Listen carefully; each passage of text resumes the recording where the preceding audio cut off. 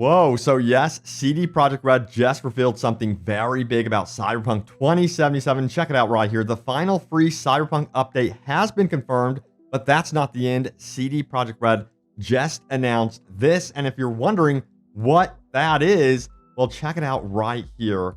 We've been speculating on this. It is the Cyberpunk Game of the Year Edition, which was revealed today by CD Projekt RED. I don't know if it's going to be called Game of the Year Edition or Definitive Edition. We'll have to wait and see. Some of you are like, well, you know, this game hasn't really won any Game of the Year awards.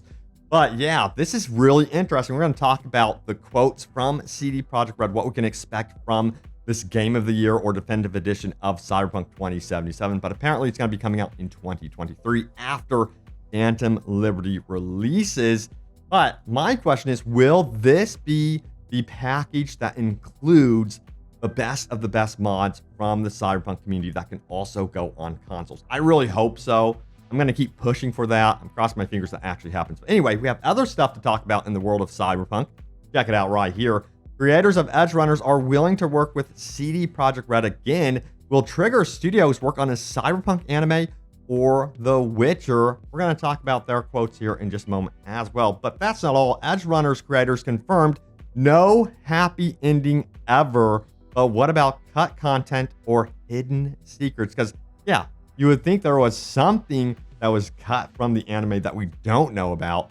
Plus, we have this one right here. Witcher 4 expected to be even bigger than Cyberpunk 2077. The budget is going to be absolutely insane for The Witcher 4. I can't wait to see what they do. But let's go ahead and talk about this recent interview with CD Projekt RED. It was a Polish interview, so some of it is translated. You have been warned. I'm going to do my best here. Now, check out the headline right here. CD Projekt RED wants to develop further projects regarding films and series, is planning a complete edition of Cyberpunk 2077. Now, goes on to say this from CDPR. Each project of a film nature is a project carried out for years, but as we have emphasized many times, it is a direction that we are definitely interested in and in which we want to develop successfully. So yeah, they want to get into actual film making, it seems. You know, we've seen that from many gaming studios or publishers. In the case of like Sony, we've seen adaptations of The Last of Us coming to HBO. And then of course the Uncharted franchise to film. See what CD Projekt RED does, because in my opinion, it's a bit risky. It can either help out the franchise in the gaming space or actually harm it. So we'll see what they do. Now, Kinsey says this, added that their cooperation with Netflix and the release of Cyberpunk 2077 Edgerunners anime series on the platform have taught them a lot, which after the premiere aroused renewed interest in the game. So I am curious to see if they're going to team up with Trigger Studios and try to develop something big or even bigger than what we saw with Edgerunners, and perhaps time of release with Project Polaris, which of course is going to be The Witcher 4. So we'll see if that happens. My bet is that they would go into the Witcher franchise on the side of Trigger Studios. Now, we have this right here. CD Projekt announced that in 2023, there will be an expansion for Cyberpunk subtitled Phantom Liberty. The company's president announced that this year, CD Projekt is planning another marketing campaign under this title. We set the price internally some time ago, but the hardest is marketing. The so-called spending peak will be around the premiere. This year, we will definitely want to launch some promotional activity. Interesting. So it looks like we're going to be getting perhaps more trailers or commercials related to Phantom Liberty in 2022, which is telling me that perhaps we will be seeing something from the Game Awards here in December. So yeah, that could be really, really cool. So stay tuned around that time. All right, so let's go ahead and get into the actual quote about the Game of the Year Edition, or also known as like the Definitive Edition, Complete Edition, whatever it's going to be called. But let's get into it. Here's the actual quote. It says, "We are planning another release of Cyberpunk," I guess this translates to like Complete Edition, for next year, together with the edition and supporting final update, which we plan for the entire game. So they call it the final update, which I think they're referring to update 1.7. And then, of course, we're going to be getting Phantom Liberty in 2023. And that's pretty much going to be it. And then we're going to be getting that Definitive Edition.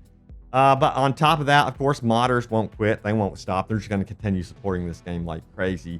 But I really, really am crossing my fingers that yes, the console players through the definitive edition or a free update get access to the best of the best in terms of mods. I think you all deserve that big time. It just makes the game last a lot longer. And I wish they would support this game with like 1 or 2 free updates throughout each year going forward that are related to adding mods to consoles and stuff like that. It just adds life to the game.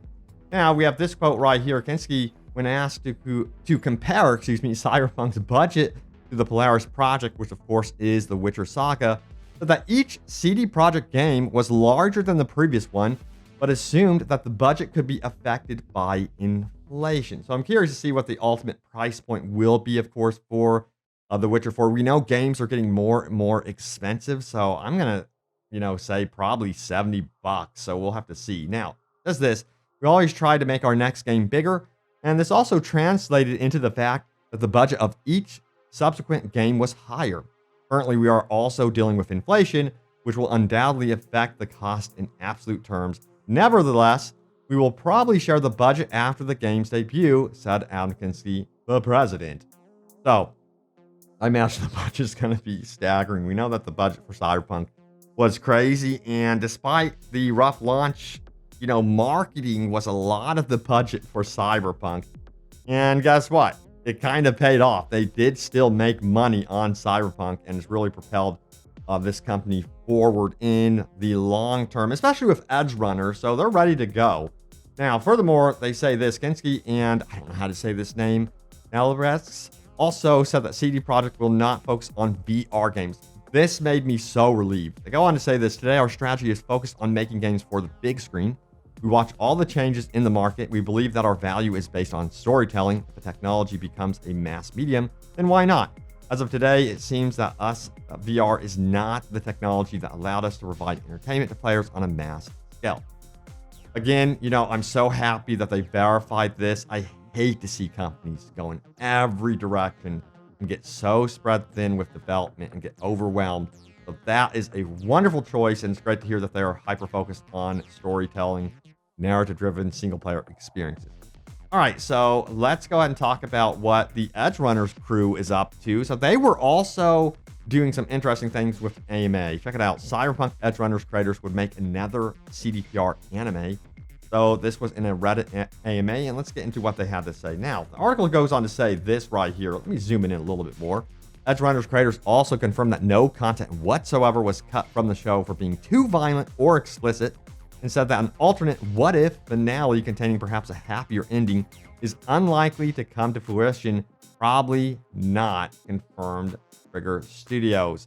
It's a bummer to know that there's no secrets or anything like that, but at the same time, I love the fact that Netflix was willing to really let them do what they want, They didn't suppress anything, didn't say, hey, this is way too over the top, this is too violent. No, they let them, do what was true, in my opinion, to the Cyberpunk universe, and I still feel like they nailed it big time. Now, happier ending for me, I don't need that whatsoever. That's not how it works in Night City. Trust me. Now, it says this. Nevertheless, when asked about possible future collaborations with Cyberpunk developer CD Projekt RED, Hariku is more positive, saying this, would you like to work with CD Projekt RED in the future to produce more anime?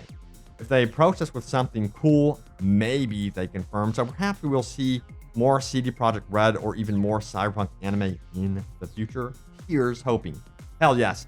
Again, my personal opinion about this, if they do team up with CD Projekt RED again, it's going to probably be for The Witcher. Then again, they may want to keep Cyberpunk alive and going throughout whatever they're doing with The Witcher. They don't want people to exactly forget about Cyberpunk, so I think it would be wise to release stuff in other mediums to keep it alive in that way. But yeah, we'll have to wait and see what CD Projekt RED does with that one. Now, there was a really cool Iron Man reference that was discovered as well. Check it out right here. Iron Man reference was discovered by Pumpkin King 008. It says this, day 5, I'm building an exoskeleton.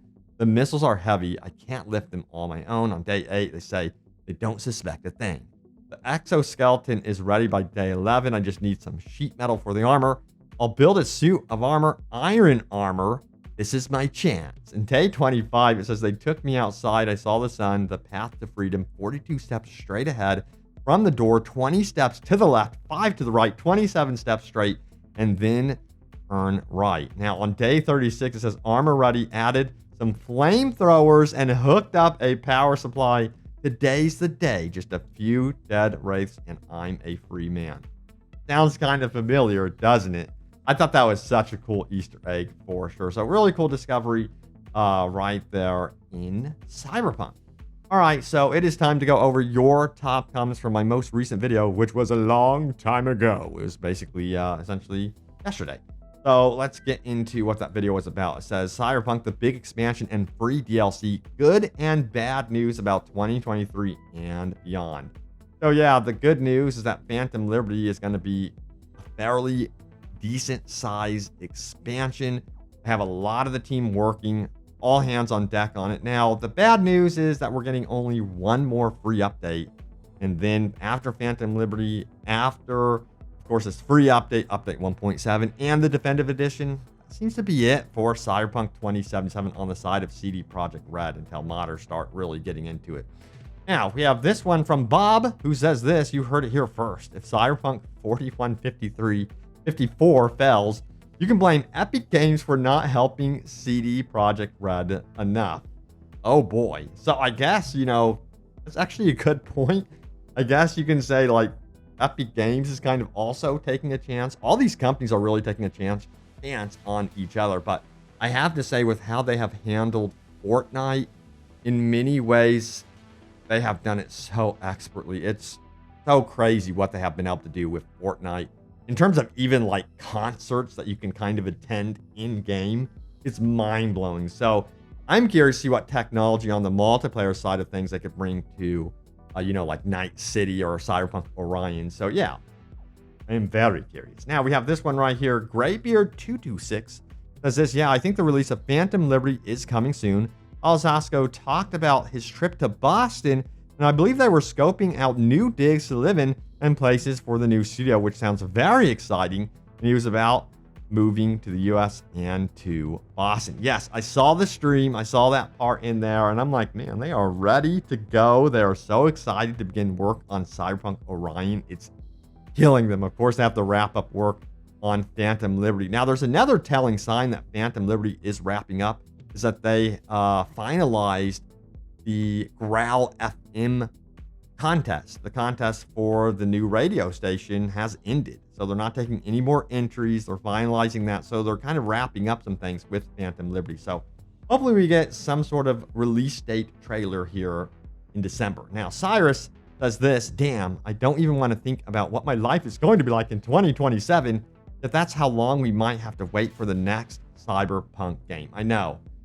It's gut-wrenching, man. It is. But guess we'll have to have patience. And there are some really cool games coming up in the meantime that we will be enjoying. You know, Starfield, I feel like it's going to be a very, very big game. In fact, it's going to be like a 10-year franchise. So I think we're all going to be very, very busy in Starfield, as long as it doesn't, like, suck.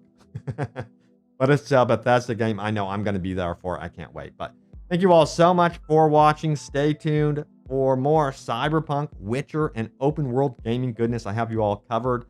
And yeah, thanks for watching, and I will see you all next time. Take care.